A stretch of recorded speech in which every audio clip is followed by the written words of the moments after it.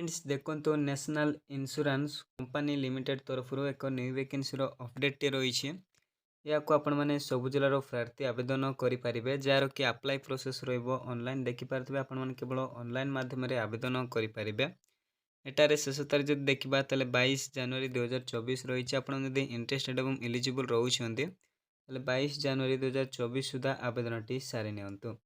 एवं देखो friends एटारे total number vacancy जो देखा 276 टोटाल नंबर वैकेंसी रही एवं देखिपारे फ्रेंड्स ये पोस्ट जब आपण मैंने सिलेक्शन होती पर मंथ 50,925 टंका दरमा पाइपर जहाँकि बहुत भल दरमा रही।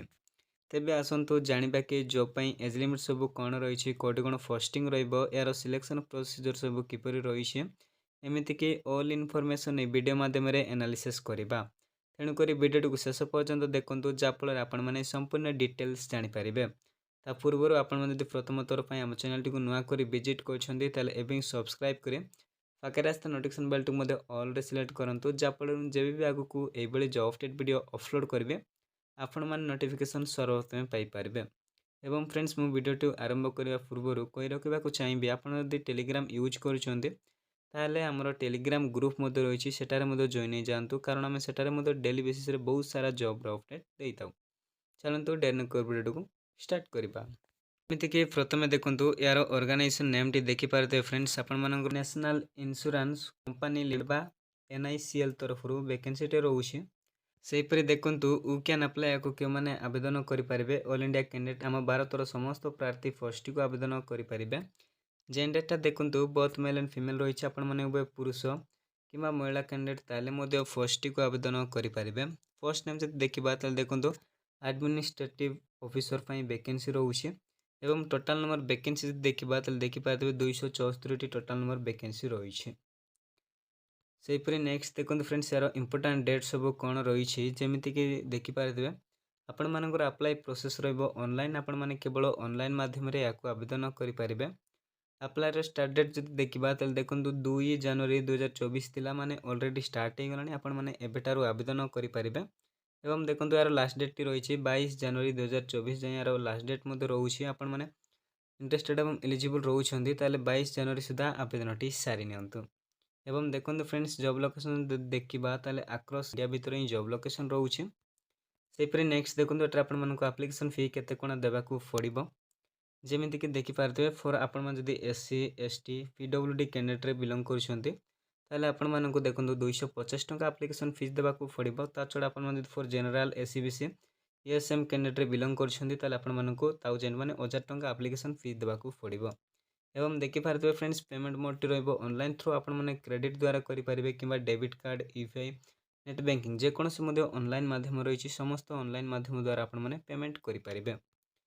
सेहीपरि नेक्स्ट देखो यार फर्स्ट नेम एंड क्वालिफिकेशन सब कौन रही देखिपारे एटारे आपण मानकर रहा प्रथम देखो डॉक्टर आपण मानकर एटारे रही 28 वैकेंसी एटारे क्वालिफिकेशन देखो MBBS कर MD कि MS कर फर्स्ट को आवेदन करेंगे। यार अधिक इनफॉरमेशन मुझे रेकमेंड करेंगे आप नोटिफिकेशन पीडीएफ को चेक करेंगे जहाँफल आप संपूर्ण डिटेल्स जानीपारे। सेहीपरि देखी नि फ्रेंड्स आदि रहा लेगाल आप देखिपारे 20 वैकेंसी रोचे क्वालिफिकेशन देखो ग्रेजुएट कि फर्स्ट ग्रेजुएट कर फर्स्ट को आवेदन करेंगे। अधिक इनफॉरमेशन मुझे पुणी रेकमेंड करने को चाहिए आप नोटिफिकेशन पीडीएफ को चेक करेंगे जहाँफल आप संपूर्ण डिटेल्स जानीपारे। सेहीपरि देखो आपण मानक रहा 3 रही फाइनेंस आपर देखो एटार क्वालिफिकेशन रही चार्टर्ड अकाउंटेंट कि कॉस्ट अकाउंटेंट और कि देखो आपण मैंने BCom कि MCom कर फर्स्ट को आवेदन करेंगे एटलिस्ट आप 60% मार्क रही है। नेक्स्ट देखो फ्रेंड्स आपण मानक रहा एक्चुअल आप दुईटी वैकेंसी रोचे क्वालिफिकेशन देखो बैचलर मास्टर डिग्री कर आपण मैंने मास्टर डिग्री करदे सहित आप स्टैटिस्टिक्स मैथमेटिक्स एक्चुअल साइंस कर फर्स्ट को आवेदन करेंगे। सेहीपरि नेक्स्ट देखो आपण 5 रही देखिपारे इनफॉरमेशन टेक्नोलॉजी एटार आप 20 वैकेंसी रोचे क्वालिफिकेशन देखो आप BE कर बीटेक कि ME कि MTech कर MTech कंप्यूटर साइंस कर इनफॉरमेशन टेक्नोलॉजी कि MCA कर फर्स्ट को आवेदन करेंगे। सेहीपरि नेक्स्ट देखो आपण रहा ऑटोमोबाइल इंजीनियरिंग एटार आप 20 वैकेंसी रोचे क्वालिफिकेशन देखो BE BTech ME MTech in automobile engineering करछन्ती ताले फर्स्ट टिक आवेदन करि पारबे एटलीस्ट मिनिमम आपण मन 60% मार्क मध्ये रहितबो। सेपरि नेक्स्ट देखंतु आपण मानकर जनरल लिस्ट पई एटा आपण मानकर 130 टी वैकेंसी रहउछे ग्रेजुएट रहिछि क्वालिफिकेशन पोस्ट ग्रेजुएट रहिछि आपण माने ग्रेजुएट किबा पोस्ट ग्रेजुएट करछन्ते आपण मानकर जेकोनसी स्ट्रीम हो किबा जेकोनसी डिसिप्लिन रे ता सहित आपण मानकर एटलीस्ट 60% मार्क रहितबो ताले फर्स्ट टिक आवेदन करि पारिबे। सेपरि नेक्स्ट देखंतु आपण मानकर टेकियक पई एटा आपण मानकर देखि पादो दुईटी वैकेंसी रहउछि क्वालिफिकेशन देखंतु ग्रेजुएट पोस्ट ग्रेजुएट सेम रही आपण मैंने एटारे मध्य सेम क्वालिफिकेशन रही आपण मैंने यही सब क्वालिफिकेशन करछन्ती ताले फर्स्ट को आवेदन करि पारिबे। यार अधिक इनफॉरमेशन पई म आपण मानको रेकमेंड करिवे आपण मान दया कर नोटिफिकेशन पीडीएफ को विजिट करंतु जा फल आपण माने संपूर्ण डिटेल्स जानि पारिबे। आपण मानको नोटिफिकेशन पीडीएफ रो लिंक वीडियो रो डिस्क्रिप्शन रे मिलि जिवो। सेपरि नेक्स्ट देखंतु यार कोन सब एज लिमिट रहले आपण माने फर्स्ट को आवेदन करि पारिबे। देखंतु फ्रेंड्स आपण मानको रहउछि कैलकुलेशन 1 डिसेंबर 2023 सुधा candidate minimum age limit 21 year एथिबो candidate maximum age limit 30 year कहबा गले देखंतु आपण जदि 21 रु 30 ईयर भीतर रहउछन्ती माने 21 रु 30 वर्ष भीतर रहउछन्ती ताले फर्स्ट को आवेदन करि पारिबे। एज रिलैक्सेशन जदि देखिबा ताले देखि पातबे एससी एसटी मानक पई 5 वर्ष रो एज रिलैक्सेशन रहइबो ता सहित आपण माने ओबीसी कैंडिडेट बिलोंग करछन ताले 3 वर्ष रो एवं 4 देखि पाते पीडब्ल्यूडी कैंडिडेट मानक पई 10 वर्ष रो एज रिलैक्सेशन रहउछि। सेपरि नेक्स्ट देखंतु एटा आपण मानकर केते कोन सैलरी पाई पारिबे आपण माने सेमती देखि पारथिबे आपण मान जदि फर्स्ट रे सिलेक्शन होउछन ताले 50,925 टु नेक आपण माने 55,000 टंका फॉर मंथ दरमा पाई पारिबे जा कि बहुत भलो दरमा रहउछि। एवं देखि नियंतु फ्रेंड्स सिलेक्शन प्रोसीजर जदि देखिबा ताले प्रथमे आपण मानकर प्रिलिमिनरी एग्जामिनेशन रहइबो जा कि आपण मानकर ऑनलाइन माध्यम रे एग्जाम देबाकू पड़िबो। तापर आपण मानकर मेन एग्जामिनेशन जेउतरे आपण मानकर एटा मध्ये ऑनलाइन रहइबो। तापर आपण मानकर इंटरव्यू एवं शेष रे आपण मानकर डॉक्यूमेंट वेरिफिकेशन रहइबो। सेपरि नेक्स्ट देखंतु जान रखंतु प्लान ऑफ प्रिलिमिनरी एग्जामिनेशन विषय रे जेमिति कि देखि नियंतु फ्रेंड्स म आपण मानकु जणै दउछि जेमिति इंग्लिश लैंग्वेज रे आपण मानकर 30 मार्क रहइबो 20 मिनिट समय सीमा रहउछि एवं लैंग्वेज देखंतु आपण मानकर इंग्लिश रहइबो इंग्लिश माने तो इंग्लिश लैंग्वेज रहइबो।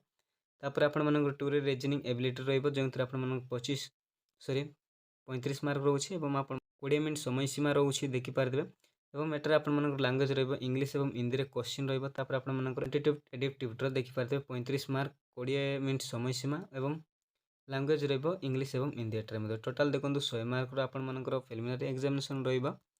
सेपरि नेक्स्ट देखंतु आपण मानकर रहिला plan of examination main examination रो जो देखिबा तले देखि पारदे फ्रेंड्स देखि पारतबे आपण मानकर रीजनिंग रहइबो देखि पारदे 40 क्वेश्चन एवं 40 मार्क रहउछि एवं एटारे आपण मानकर 35 मिनिट समय सीमा रहउछि। तापर आपण मानकर लैंग्वेज रहइबो हिंदी एवं इंग्लिश एवं देखि पारतबे इंग्लिश लैंग्वेज रो आपण मानकर 40 टी क्वेश्चन रहइबो एवं आपण मानकर 40 मार्क रहउछि। एटारे किंतु आपण मानकर 20 मिनिट समय सीमा रहउछि एवं इंग्लिश एवं हिंदी एटारे मध्ये रहउछि। तापर आपण मानकर जनरल आंसरनेस रो 40 टी क्वेश्चन 40 मार्क एवं देखि पाते 25 मिनिट समय सीमा रहउछि एवं इंग्लिश एवं हिंदी रहउछि लैंग्वेज। तापर आपण मानकर देखंतु कंप्यूटर नॉलेज रहइबो 40 एवं मार्क मध्ये 40 रहउछि। तापर देखि पारते 35 मिनिट समय सीमा इंग्लिश एवं हिंदी रे आपण मानकर क्वेश्चन रहइबो। तापर देखि पारते आपण मानकर पुनी रहिला देखि पारते एटारे आपण मानकर क्वांटिटेटिव एडिक्टिव रो एटारे आपण मानकर 40 क्वेश्चन 40 मार्क एवं 35 मिनिट समय सीमा इंग्लिश एवं हिंदी रहइबो। तापर देखंतु इन स्पेशलिस्ट स्ट्रीम जेउ स्ट्रीम जा करैछि से स्ट्रीम रो आपण मानकर क्वेश्चन रहइबो बस रिलेवेंट डिसिप्लिन रो आपण मानकर 50 क्वेश्चन एवं 50 मार्क एवं 35 मिनिट समय सीमा रहउछि एवं क्वेश्चन रहइबो आपण मानकर लैंग्वेज हिंदी किबा इंग्लिश रे रहइबो एवं टोटल मार्क देखंतु फ्रेंड्स आपण मानकर मेन एग्जामिनेशन होबो ता आपण मानकर 250 मार्क रहइबो। एबोली बाबरे फ्रेंड्स आपण मानकर एग्जाम फैटेनिटी मध्ये रहउछि। यार अधिक इनफॉरमेशन पाई म आपण मानकु पुनी तो रेकमेंड करबा को चाहेबी आपण माने नोटिफिकेशन वीडियो को दया करी डाउनलोड करंतु एवं आपण माने मध्ये तोरुटे पढंतु तापर जदि आपण माने इंटरेस्टेड ताले जाई आवेदन करि पारिबे। एवं फ्रेंड्स आपण मानकु जदि एई जो रिलेटेड किछि भी क्वेश्चन किबा कोनोसी डाउट रहउछि ताले आपण माने कमेंट सेक्शन रे मध्ये पछारी पारिबे।